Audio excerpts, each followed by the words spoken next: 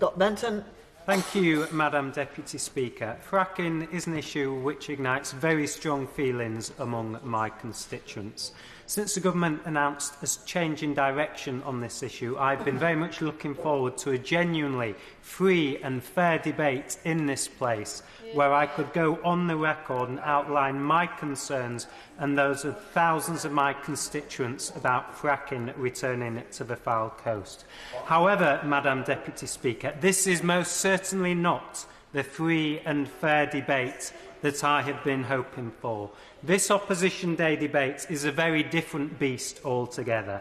This motion is not about fracking at all, but is an attempt by the Labour Party to take over the functions of government. This would overturn standing orders and the procedures of this House, which says that only the elected government of the day gets to decide on parliamentary business. It would allow Labour to legislate against the wishes of my constituents who elected a Conservative government at the last general election. We will not and cannot allow the Labour Party to seize control of the order paper.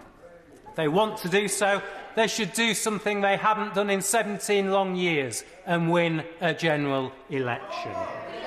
The opposition know fully well that members on this side who share their legitimate concerns regarding fracking cannot vote for their motion today. And so instead of engineering a constructive and fair debate on this issue, they have contrived to weaponise this issue. Truly shameful behaviour.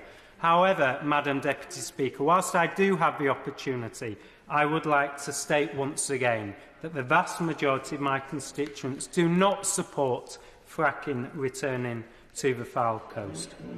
The environmental and safety thresholds and protections were breached when fracking previously took place at the Preston New Road site, only a few miles outside of my constituency, and as a result, fracking stopped in 2019.